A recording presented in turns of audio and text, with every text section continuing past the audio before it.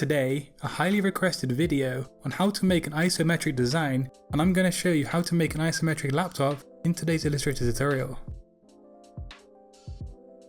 We first need to make an isometric grid, but Illustrator doesn't have that built into the program, so I'm going to show you how to create a makeshift one right now. So choose the rectangular grid tool here, and then click once on the artboard.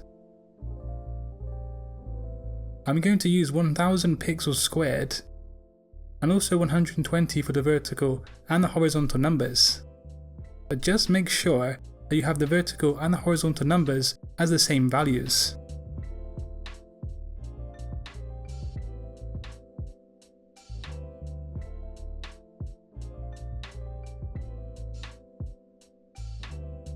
When ready, rotate the grid by 45 degrees. But this is hardly isometric, is it? So we need to head into the transform window and adjust the height values to 57.74%.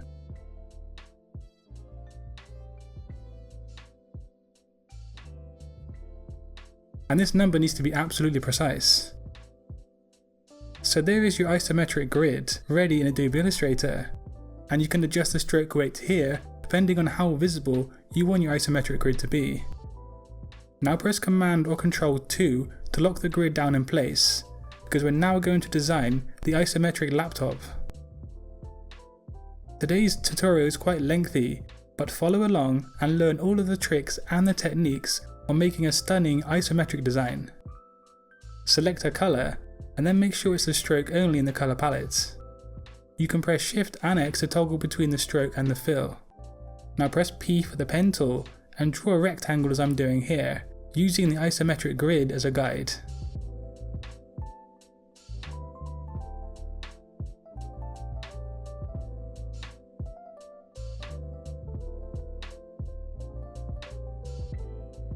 Now if you're somebody who's using Illustrator CC, you can press A for the direct selection tool, and you're going to be able to round off the corners using the live function. And if you want to round off just one corner at a time, select it once, and then hold down Shift and then click again. Now if you don't have CC, you can of course use the round corners effect in the top drop down menu under Effect and Round Corners. Now we only want to round off 3 of the corners on the base of the laptop. Now hold down the Alt Option key and then click and drag to make a duplication right below that shape. Press A for the direct selection tool again, and you can manipulate the anchor points of the new shape as I'm doing here on my design. Now this is going to help create a kind of 3D effect on your isometric design today.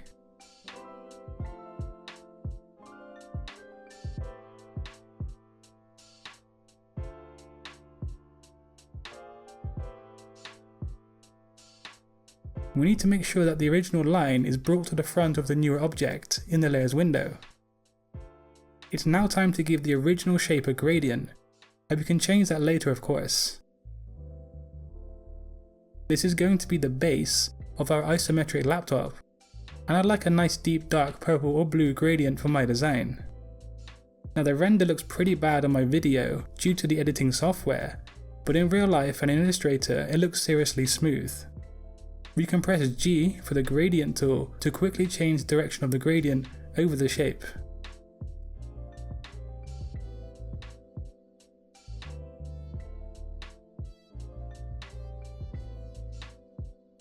Now select the lower object and press I for the eyedropper tool, and then sample the above shape. Your gradient fill will be transferred onto this shape, to which you can adjust as you see fit. And I personally like to make this lower shape darker in general for the isometric design feel.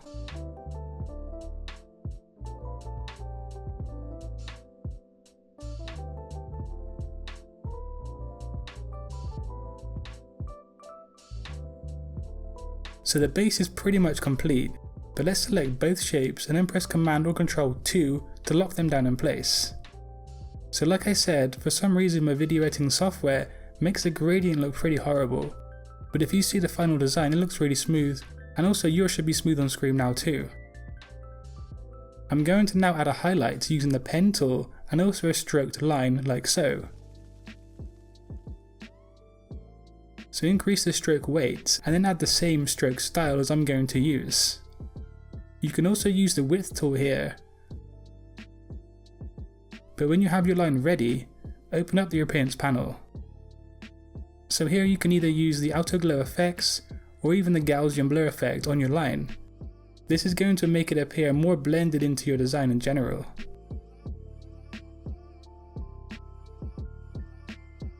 So when we proceed to build up our isometric laptop, things will begin to look a lot better and make more sense for your design.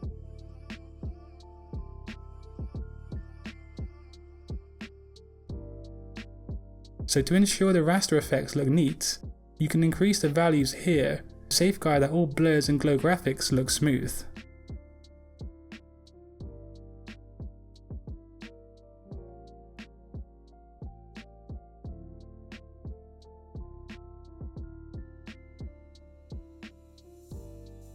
We now need to clear the appearance settings in the appearance panel, and then move on to the next step in today's tutorial. So draw in a small square as I'm doing here, and then head into the appearance panel once more.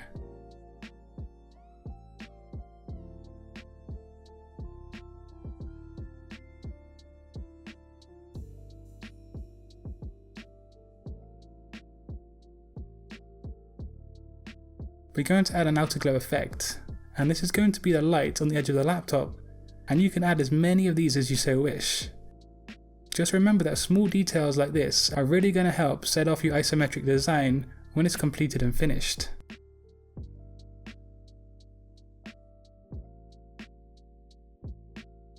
If I head into the layers window, you can see that I've labeled all of my layers to make my life easier. But I want to unlock the top layer of the base so I can sample the gradient for the next step in today's process.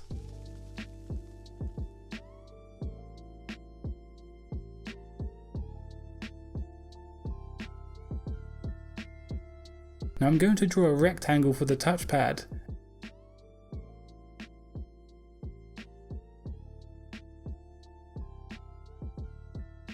And round off the corners we did before.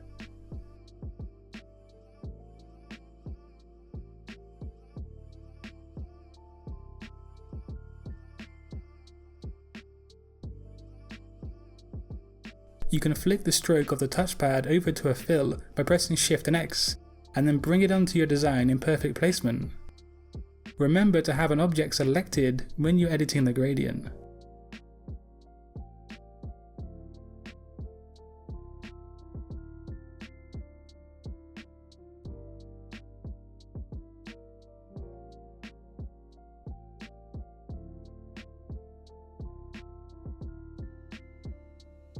Now copy the touchpad with Command or Control C, and then paste a duplication right over the top using Command or Control F.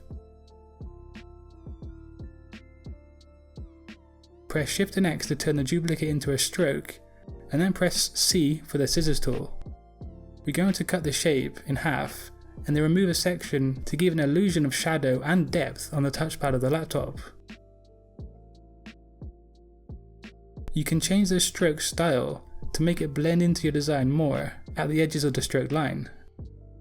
Now the next step is quite annoying, but it's essential. We're going to be making the keys of the laptop, so press M for the rectangle tool and draw a rectangle like so. Round off the corners of the shape, and then duplicate the rectangle by holding down the Alt Option key and then clicking and dragging.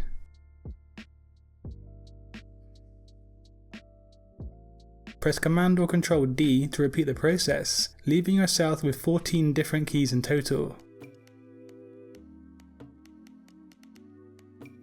Having the smart guides activated here is going to help immensely, and you can do that by pressing Command or Control U.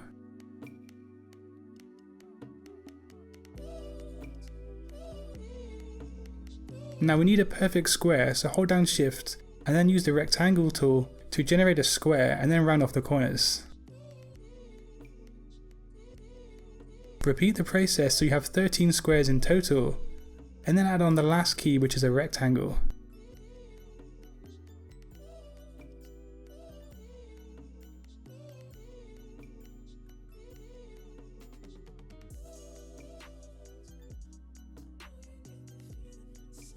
you can duplicate this second row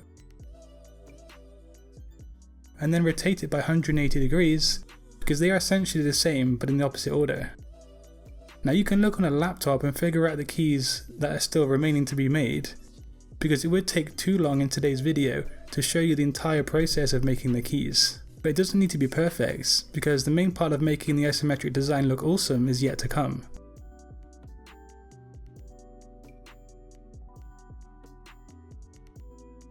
But when you do have your keys ready, select them all and then head into the Pathfinder window and unite them together as one vector shape. Now we're going to first add a gradient and then make it isometric later. And my gradient is pretty funky, and of course you can change that later and also use any colours you want for your gradient. Press G for the gradient tool to spread the gradient over the entire key design. Now we need to make this part of the laptop isometric, so rotate it by 45 degrees.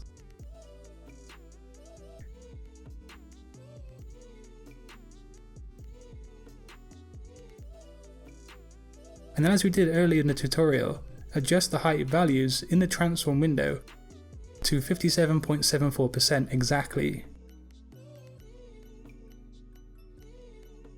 Now it's just a case of arranging them onto the isometric laptop base, and as you can see, things are really starting to take shape. But I've still got some cool techniques to show you in today's Illustrator tutorial, so let's continue. Now for the screen, we're going to repeat the process that we used for the base, by drawing a rectangle using the pen tool and also the isometric grid as a guide, and then rounding off the corners and then duplicating the line back and behind.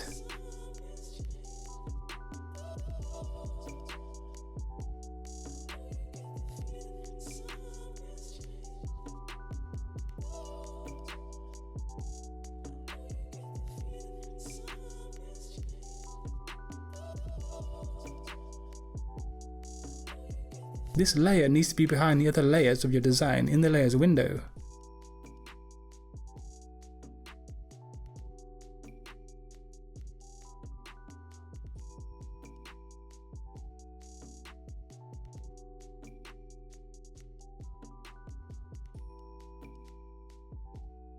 And once you've rounded off the corners, hold down the Alt Option key and then duplicate the shape as we did earlier.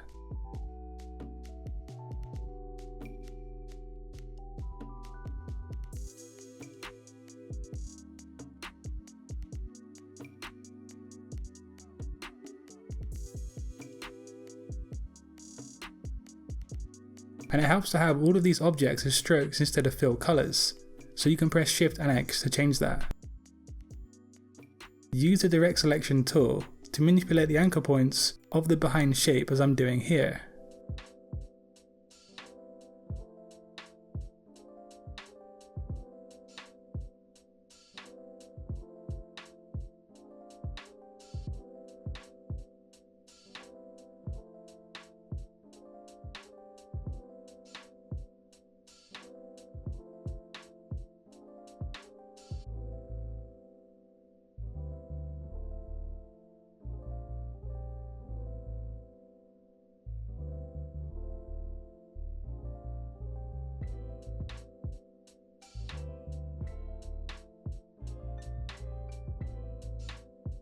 And like I've already said, it really does help to label your layers so that you can keep track of everything and easily locate a specific part of your design at any given moment.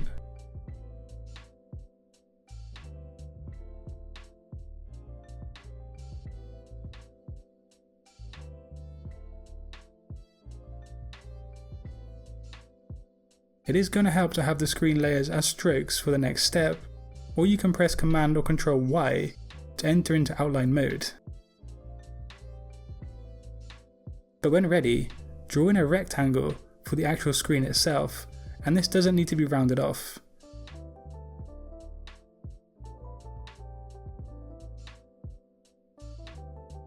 But the screen does need a fill gradient, and for my design, I've opted for a kind of sky or baby blue for the gradient.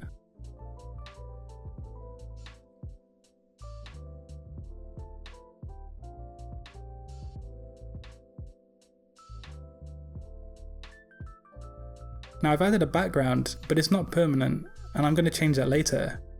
And also I've added a few more highlights like we did before, and these really do help with the overall isometric design look and the feel. And finally, to really give our creation some pop and a punch, duplicate the screen out and over onto the laptop itself.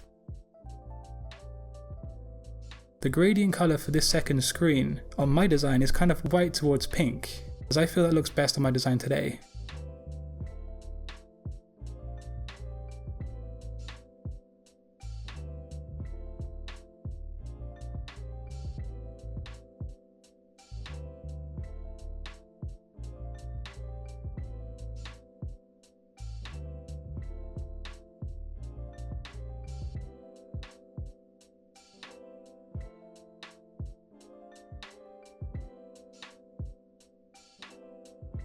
Now to add some depth to this layered screen, choose white and a stroke in the colour palette, and then draw around the corner edge of the new screen.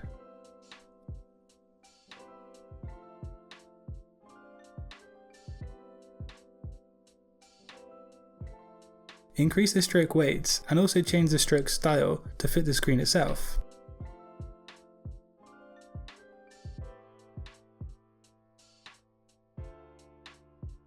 Now you can experiment with the width tool here too, but also you can change the layer blend modes in the transparency window.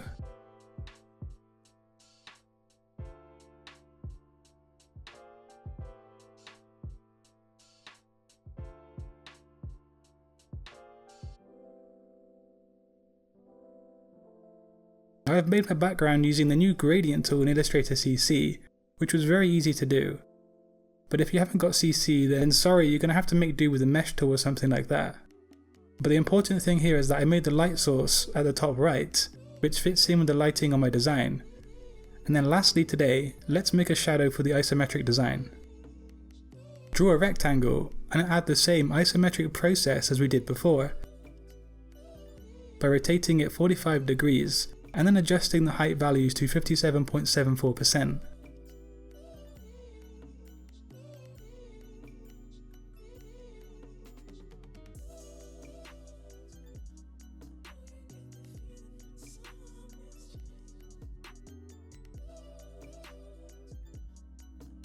Make sure this layer is below all of the other layers on your laptop in the layers window, and then add a Gaussian blur effect to the shape itself.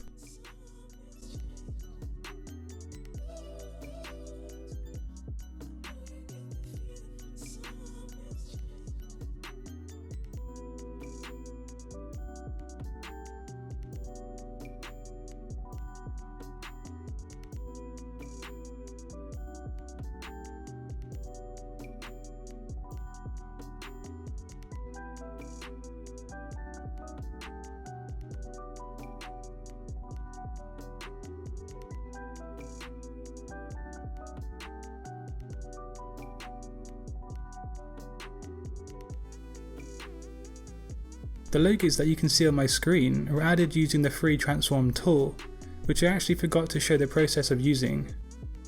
But there you pretty much have it, one neat and tidy isometric laptop design. And this tutorial was, I think, is the longest video on my channel to date. And because now I've got a really good video editor, I can make longer content just like this video. I'm still going to make short tips videos too, but from time to time I will make longer tutorials like today's Illustrator isometric design tutorial.